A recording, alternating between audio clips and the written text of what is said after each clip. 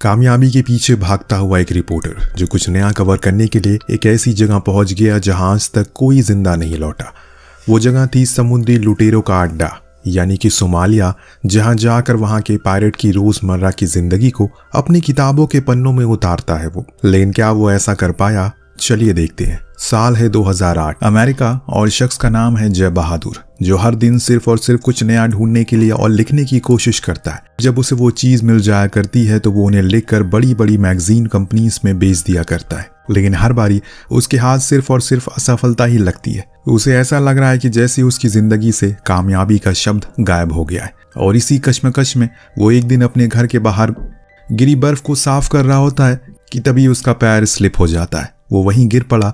इससे ये हुआ कि उसकी गर्दन में मोच आ गई। वो उसी हालत में डॉक्टर के पास पहुंचा जहां उसके साइड में उसे कई गुना ज्यादा बड़े अंकल बैठे थे जो उसे ज्यादा खुश और बिंदास लग रहे थे। ऐसा जय को लग रहा है। जब उसने अपना नाम बताया तो वो दंग रह गया। दरअसल इनका नाम सेमर है, जो एक काफी मशहूर और गजब के रिपोर्टर हैं जिसे जय अपना आइडल मानता है। ये जानने के बाद सेमर भी थोड़ा हैरान रह गए कि आज के जमाने में कोई उसके कैसा फैन हो सकता है। खैर, इसके बाद दोनों अपनी जिंदगी के बारे में बातें करना शुरू करते हैं। जब सेमर को पता लगा कि जय एक जर्नलिस्ट बनना चाहता है तो वो उसे कहते हैं कि इसके लिए तुम्हें किसी डिग्री की जरूरत नहीं है, बस तुम्हें अपना दिल बड़ा रखना होगा और हिम्मत रखनी होगी और उस जगहों पर जाना पड़ेगा जहाँ बड़े बड़े लोग भी जाने से डरते हैं, तभी तुम सबकी नजरों में आओगे। वरना ऐसे तुम्हारी और मेरी तरह बहुत से जर्नलिस्ट हैं इस दुनिया में।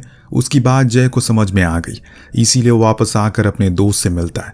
उन्हें बताता है कि वो अब सोमालिया जा रहा है ताकि वहां के लोगों के बारे में जान सके, उनकी जिंदगी कैसे कट रही है ये भी देख सके। लेकिन उसके दोस्त उसे ऐसा करने से साफ मना करते हैं क्योंकि सभी को पता है कि वहां पर क्या होता है जर्नलिस्ट के साथ। लेकिन जय का कहना है कि अब वहां डेमोक्रेसी आ गई है। जरूरी नहीं है कि जैसा न्यूज में दिखाया जा रहा है वैसे ही कुछ जमीनी हालत हो। चीजें बदल गई होंगी, इसीलिए मैं अब वहां जा रहा हूँ।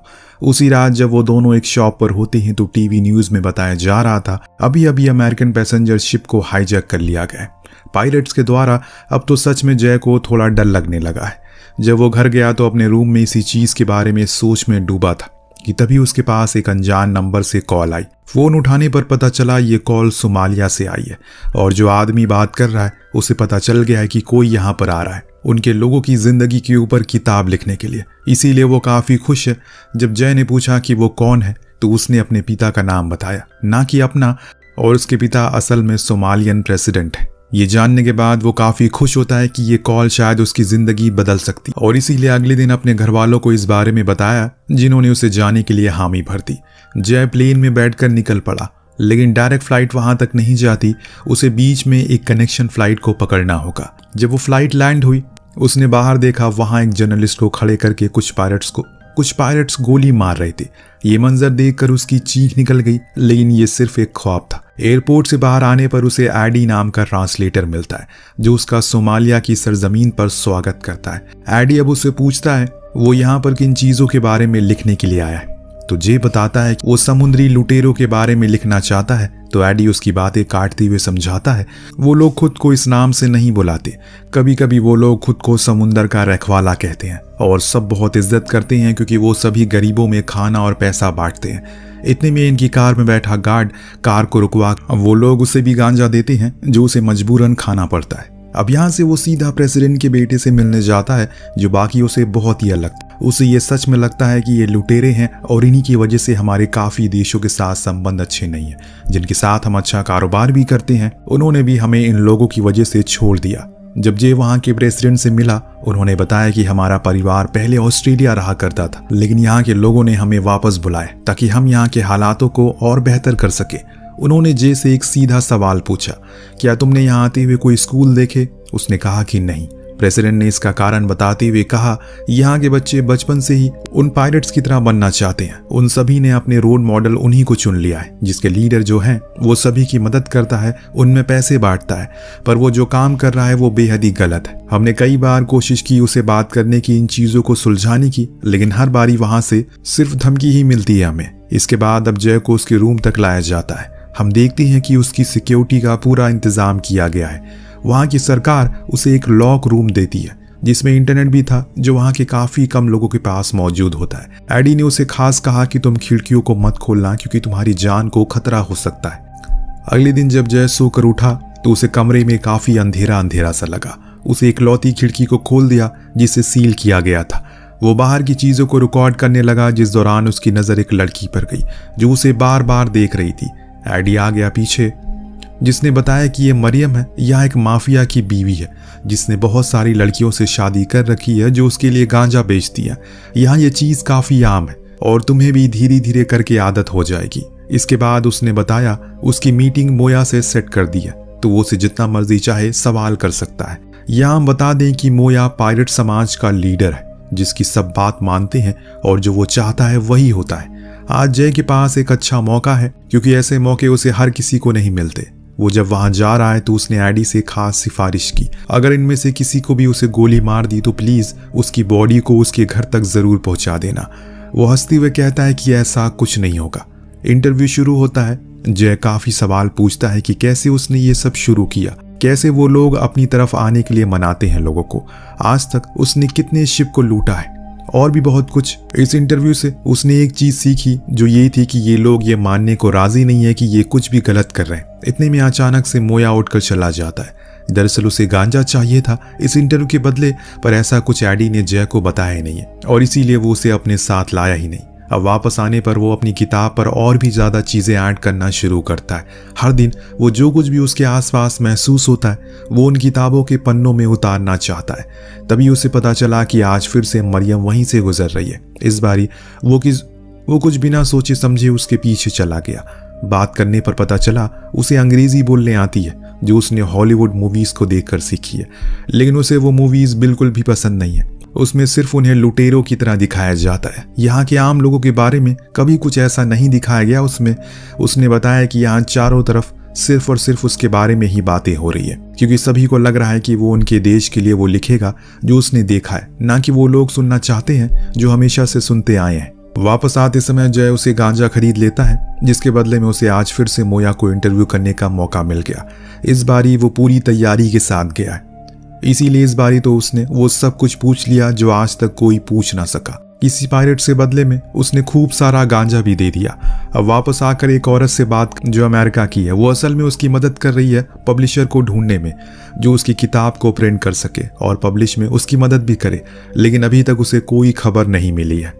धीरे धीरे समय का पहिया ऐसे ही घूमता रहता है। जय को यहाँ रहते हुए 3 महीने से ऊपर का समय बीत चुका है। काफी कुछ उसने सीख लिया है यहाँ रहकर और अब उसने काफी कुछ लिख भी लिया है और इसीलिए उसने आज एलोर से पूछा क्या कोई पब्लिशर मिला, तो वो बताती है उसने काफी उसे बात की, लेकिन किसी को उसकी किताब में कोई दिलचस्पी नहीं है। अगर वो उनके लिए एक फुटेज बनाकर सेंड कर देगा तो वो $1000 तक उसे दे सकते, लेकिन इससे ज्यादा की उम्मीद करना बेकार है। उनकी इन बातों से जय काफी गुस्सा होता है और सब कुछ तोड़ फोड़ देता है क्योंकि उसकी इस मेहनत को किसी को कदर नहीं है। देर रात वो एडी के पास गया, उसे सारी बातें बताई, यहाँ तक कि ये भी कह दिया कि वो कोई बहुत बड़ा जर्नलिस्ट नहीं है बल्कि एक मामूली सा रिपोर्टर है जिसके पास इतने पैसे भी नहीं है कि वो खुद की किताब को छाप सके।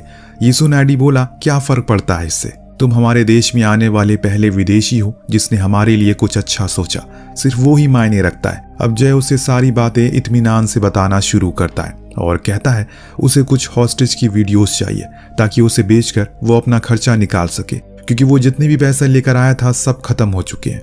वो एडी को आधे पैसे रखने की भी लालच देता है, लेकिन वो इनकार कर देता है। उसे सिर्फ एक अच्छी किताब चाहिए थी जो दुनिया के लोगों तक पहुंच सके, जिसे वो लोग सर उठाकर जी सकें, उन पर ये लुटेरों का धब्बा हट जाए क्योंकि दुनिया को पता चलना चाहिए सोमालिया में आम लोग भी रहते हैं जो इन कामों से बहुत दूर है और हर कोई माया की तरह नहीं है। उसने बताया कि उसने मरियम के पति गिराल से मीटिंग अरेंज करवा दी है उसके लिए, लेकिन ये सिर्फ कुछ मिनटों की है, उसके पास शायद वो सब कुछ मिल जाए जो तुम्हें चाहिए।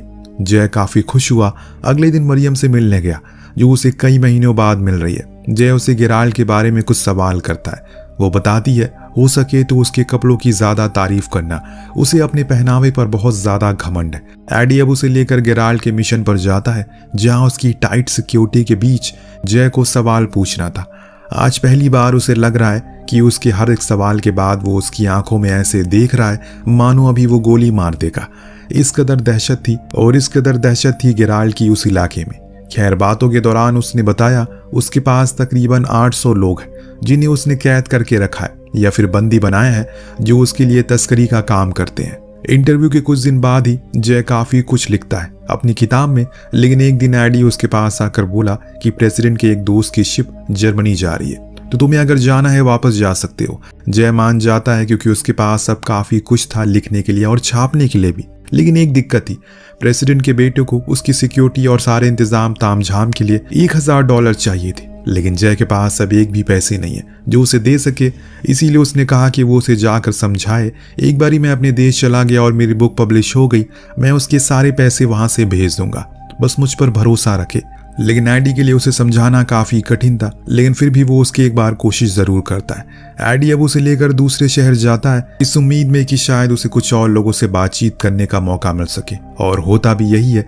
रास्ते में उसे कुछ सोमालियन पायलट मिलते हैं जो उसे अपने बारे में काफी कुछ बताते हैं। उन्हीं में एक औरत भी थी जो उसे उन स्कूल के बारे में बताती है जो फ्लड के कारण बह गया और उसके बाद कभी बना ही नहीं। उन्होंने उसे फाइनली वो सवाल पूछ ही लिया जिसे हर बारी जय भागता है, आखिर उसकी किताब का नाम क्या है। जय के पास कोई जवाब नहीं है, इसीलिए उसने कह दिया अभी उसने कुछ सोचा नहीं। अब इसके बाद ये सभी पोर्ट तक पहुंच जाते हैं जहां से जय को ले जाने वाला शिप तैयार था। वो सभी एडी से तो काफी अच्छे से बात करते हैं, इसीलिए जय ने सोचा कि वो बाहर जाकर उन्हें शूट कर लेगा, जिसके बदले में उसे कुछ और पैसे मिल जाएंगे। लेकिन जैसे ही वो बाहर गया, वो पायलट उसे बंदूक की नोक पर ले लेते हैं। उन्हें लगा कि वो कोई जासूस है, पर एडी की समझदारी के कारण उसकी जान बच जाती है, वरना आज वो उनका शिकार होता। जय की किताबों को लगभग पूरी हो चुकी है, पर उसके लिए ये बड़ी मुसीबत थी। उसे किसी भी तरह करके यहाँ से इस देश से बाहर निकलना है, पर वो जाएगा अब कैसे। उन्हीं दिनों के बीच में उसके पिता का फोन आया जो उसके लिए काफी चिंतित थे, क्योंकि उसी दौरान कैप्टन फिलिप और उसकी क्रू को बंदी बना लिया गया था सोमालियन पायलट के द्वारा, जिसके चलते माहौल काफी गंभीर था। लेकिन जय उन्हें बताता है कि उससे कुछ नहीं हुआ, वो यहाँ पर सुरक्षित है। लेकिन हकीकत तो उसे ही पता है। दरअसल जब से कैप्टन फिलिप्स और उनके लोगों को रेस्क्यू किया गया है, तब से ही पूरे सोमालिया में माहौल खराब है। ऐसे प्रेसिडेंट का बेटा खुद बता रहा है, क्योंकि उस पूरे मिशन में 3 पायलट्स भी मारे गए हैं। इसीलिए इस देश के सभी पायलट्स ने अमेरिका को चेतावनी दी है, अगर कोई गोरा उनके देश में दिखा तो वो उसे वहीं मार देंगे। इसीलिए प्रेसिडेंट और बाकी के लोग किसी भी तरह करके जय को निकालना चाहते हैं इस देश से। लेकिन जय को एक आखिरी बार मोया का इंटरव्यू लेना था, ताकि वो पता लगा सके यहाँ इस हाईजैकिंग में उसका कोई हाथ है, लेकिन ऐसे बाहर जाना उसका सही नहीं है। परंतु एडी ये भी उसकी ख्वाहिश पूरी कर देता है, जैसे तैसे करके उसे उसका इंटरव्यू दिलवा ही देता है। बातों के दौरान उसे पता चला मोया का इसमें कोई हाथ नहीं है, उसे तो खामखा सरकार ने अरेस्ट कर लिया है, इसमें गेराल्ड और उसके लोगों का हाथ है। तो जय को मरियम का ख्याल आता है, इसीलिए वो पूरे बाजार में उसे ढूंढता है, पर वो कहीं दिखाई नहीं देती। लेकिन इसी दौरान जय को कुछ पायलट्स देख लेते हैं जो उसके पीछे किसी जंगली कुत्ते की तरह पड़ जाते हैं। शुक्र है कि वो जैसे तैसे अपने रूम तक पहुंच गया, जहां जाकर उसे मरियम दिखी, जो वही थी जिसने सबसे पहले यही कहा कि ये सब कुछ जो हो रहा है इसमें गेराल्ड का हाथ है, इसीलिए जितनी जल्दी हो सके यहाँ से चले जाओ, वरना वो लोग तुम्हें मार देंगे। इतना कहकर वो वहां से चली गई। जय बस खिड़की से उसे मुस्कुराते हुए देखता रह गया। अगले दिन न्यूज में आया कि गेराल्ड ने उस हाईजैकिंग की पूरी जिम्मेदारी अपने लोगों के खून के बदले में उसने 4 अमेरिकन को मार गिराया। परंतु जय अपने देश सही सलामत जा रहा है। उसने उन 5 महीनों में काफी कुछ सीखा।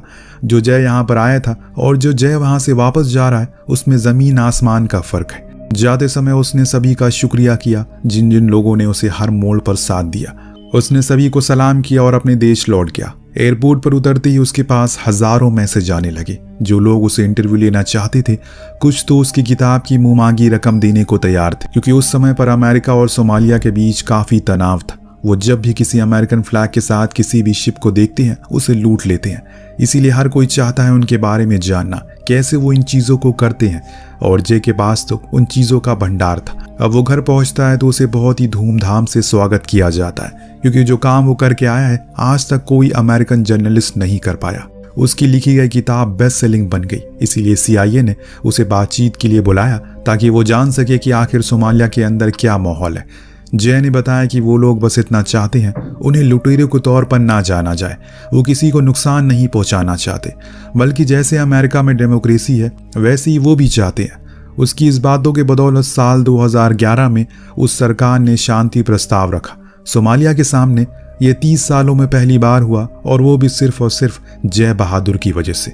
इसी के साथ ये कमाल की कहानी यहीं समाप्त हो जाती है। आपको कहानी कैसी लगी हमें कमेंट करके जरूर बताइएगा। मिलते हैं अगले वीडियो में। Thank you so much watching. Peace out.